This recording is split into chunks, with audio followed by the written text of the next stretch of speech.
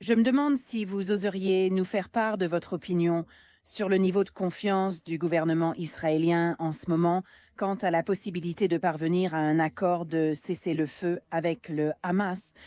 Est-ce vraiment du 50-50? Ou bien y a-t-il un espoir silencieux et plein d'attente que le Hamas fasse ce qu'il doit faire, signe l'accord et que vous puissiez conclure cette affaire? Un optimisme prudent règne en Israël car le cauchemar déclenché par le Hamas il y a 2 ans avec le massacre du 7 octobre semble toucher à sa fin. J'aurais douté de la réponse du Hamas et l'aurais rejeté comme une ruse, mais le Premier ministre semblait très confiant lors de son allocution, affirmant que ceux qui pensent que c'est trop beau pour être vrai se trompent. C'est vrai, cela se passe, a-t-il déclaré en espérant pouvoir annoncer de bonnes nouvelles dès cette semaine. Et après 2 ans de guerre, cette combinaison de pression militaire et de pression diplomatique qui a laissé le Hamas isolé, même ses sponsors étatiques lui disant que la partie est terminée, nous a amené à une situation où le Hamas pourrait être prêt à libérer les otages qu'il torture dans des cachots sous Gaza et à accepter un plan pour se démanteler. D'accord. Écoutez, il y a des négociations en cours. Cela indique que l'accord est loin d'être conclu. Quels sont les principaux points de blocage ici? Nous savons qu'il s'agit d'un plan de cessez-le-feu négocié par les États-Unis. Nous savons que le Premier ministre israélien a approuvé cette version du plan.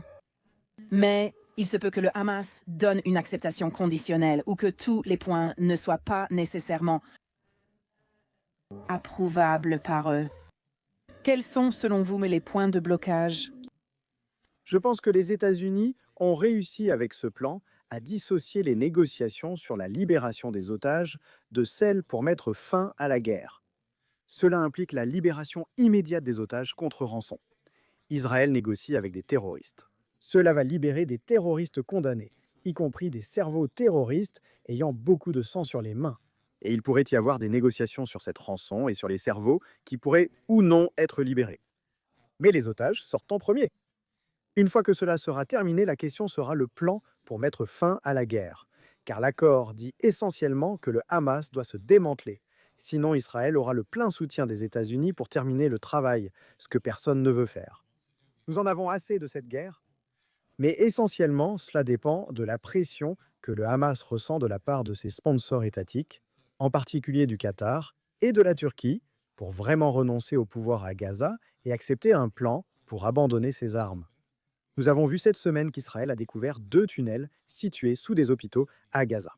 Ils ont trouvé des armes. Dans des jardins d'enfants, des roquettes longues portées prêtes à l'emploi. L'armée terroriste du Hamas reste active. Mais cela revient à cette question. Le Hamas est-il vraiment prêt à se démanteler? Et ce calendrier pour le retrait d'Israël de la bande de Gaza peut-il être lié à la démilitarisation de la bande de Gaza et au désarmement du Hamas? Bien sûr, sinon, la prochaine guerre ne serait qu'une question de temps.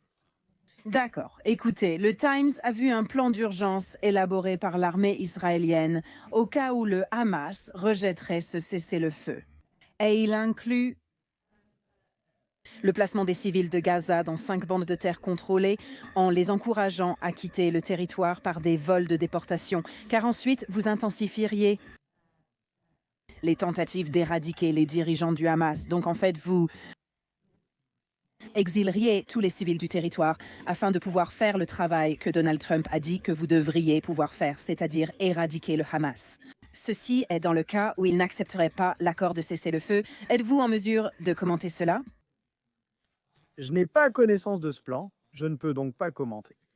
Si le Hamas refuse de mettre fin à cette guerre qu'il a déclenchée il y a 2 ans, Israël devra continuer à vaincre militairement le Hamas.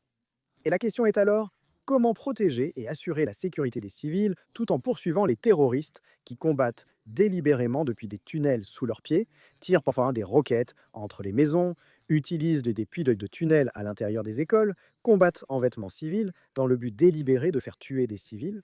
C'est la stratégie du Hamas. La stratégie du Hamas est d'essayer de faire tuer des civils de son propre camp. Comment les protéger?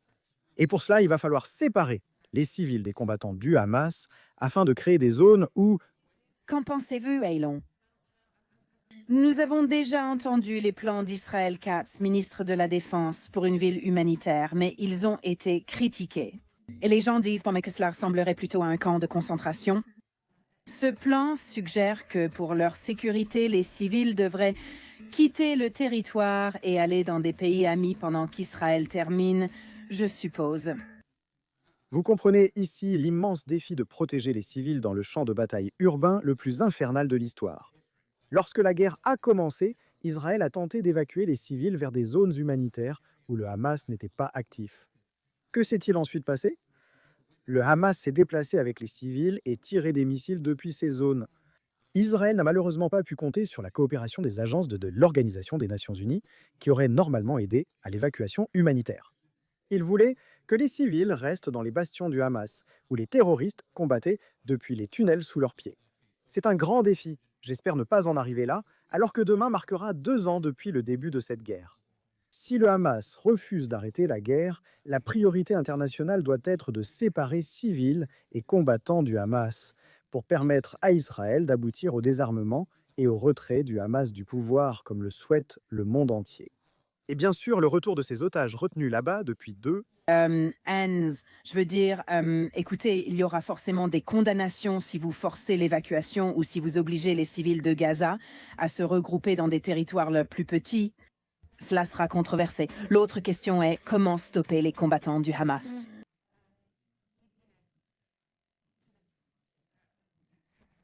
Je suis désolée. Comment pourriez-vous les empêcher de se faire passer pour des civils? Comment pourriez-vous identifier les combattants du Hamas qui voudront simplement se fondre dans cette masse de civils? Eh bien, Kate, si la question est de bombarder des cibles du Hamas alors que des civils sont présents ou de déplacer les civils vers des zones relativement sûres, je préfère les amener dans des zones de sécurité relative et faire tout ce que nous pouvons pour qu'ils n'aient pas à payer un prix encore plus élevé. Comment faites-vous avec le Hamas? C'est la question. Eh bien, c'est une question très difficile. Le Hamas se bat délibérément en civil. Il y a eu un incident la semaine dernière où des soldats israéliens ont vu un terroriste du Hamas, soupçonné d'être du Hamas, agiter un drapeau blanc. Ils ont soupçonné que c'était pour s'approcher des troupes et les mettre en danger. Le Hamas se fait passer volontairement pour des civils. Cela oblige Israël à utiliser des renseignements très avancés pour employer les munitions les plus précises possibles. Mais la stratégie délibérée du Hamas de combattre en civil et depuis des zones civiles est responsable d'une grande partie des souffrances des civils. C'est un rappel que ce régime barbare doit, d'une façon ou d'une autre, être écarté du pouvoir. Sinon, si ce régime sort de la guerre convaincu de sa stratégie, il plongera à nouveau le Moyen-Orient dans la guerre en utilisant la même méthode. Et nous ne pouvons pas laisser cela arriver. Ce serait bien trop destructeur. Cela doit être la dernière guerre de Gaza. À quoi ressemblerait, selon vous, Eylon Levy, l'avenir de Gaza? Absolument tout. Je pense qu'Israël veut remettre la bande de Gaza à une administration civile qui ne souhaite pas l'utiliser comme base de lancement pour des attaques contre Israël. Et cela signifie que non seulement le Hamas doit être démantelé, mais que la bande de Gaza doit être démilitarisée et que la population doit également être déradicalisée. Le massacre du 7 octobre a provoqué des célébrations de masse dans les rues de Gaza. Cela a renforcé la popularité du Hamas. C'était extrêmement populaire dans la société palestinienne. Cette idéologie, l'idéologie qui est déterminée à la destruction d'Israël, l'idéologie véritablement génocidaire qui a motivé les atrocités barbares du 7 octobre, doit disparaître. Avec le démantèlement du Hamas, la démilitarisation et un programme de déradicalisation à Gaza, on peut envisager un avenir de coexistence Gaza aux côtés d'Israël. Peut-être pouvez-vous m'éclairer sur un point. Dans ce plan de paix, le point 19 parle de la reconstruction de Gaza. Si le programme de réforme de l'autorité palestinienne est appliqué sérieusement, ils devront se réformer. Les conditions pourraient enfin permettre une voie crédible vers l'autodétermination et la création d'un État palestinien. C'est quelque chose qui, d'après ce que nous comprenons, a été refusé par votre Premier ministre. Après ces discussions avec Donald Trump, votre Premier ministre a déclaré aux médias israéliens qu'il n'y aurait jamais d'État palestinien, cela n'étant pas inclus dans l'accord de paix. Alors, clarifiez cela pour moi, qu'est-ce qui est vrai? Eh bien, le gouvernement israélien ne soutient pas la création d'un État palestinien, parce qu'il estime que cela mettrait Israël en danger existentiel. Il observe le retrait de Gaza il y a 20 ans, les années de tirs de roquettes, et enfin, le massacre du 7 octobre, puis conclut que nous ne pouvons pas quitter des territoires qui réduiraient Israël à 15 km de large et mettraient Tel Aviv à 30 secondes des roquettes. Je pense donc que cela... Donc je réponds à votre question. L'accord établit un horizon à très long terme. Cela ne ferme pas la porte à cette possibilité, mais beaucoup de choses doivent se produire pour en arriver au stade où cela devient pertinent, y compris la déradicalisation à Gaza, qui est le premier point du plan. Et cela souligne l'importance que l'administration américaine accorde à la déradicalisation, à la démilitarisation de la bande de Gaza. Il reste encore beaucoup de questions quant à la possibilité que cela se produise et le programme de réforme de l'autorité palestinienne. Rappelons que l'autorité palestinienne n'a pas organisé d'élections depuis 2006. Si des élections avaient lieu aujourd'hui, le Hamas gagnerait largement. De nombreux processus de réforme doivent être menés avant d'aborder la résolution finale du conflit israélo-palestinien. Espérons d'abord que nous pourrons mettre fin à la guerre lancée par le Hamas depuis Gaza il y a 2 ans. Ensuite, nous pourrons envisager l'avenir avec plus d'optimisme. Nos auditeurs rappellent que la guerre ne date pas seulement de 2 ans, mais a commencé bien plus tôt.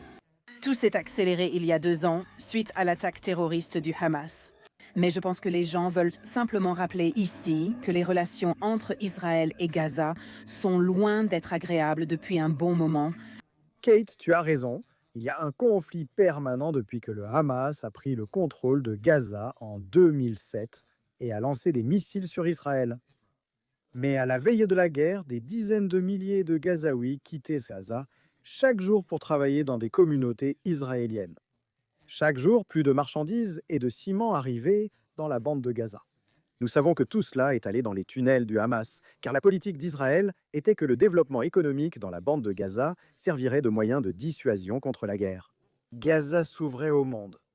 Et donc, lorsque le Hamas a violé le cessez-le-feu le matin du 7 octobre 2023, a envahi, pris des otages, massacré des innocents chez eux, cela a déclenché...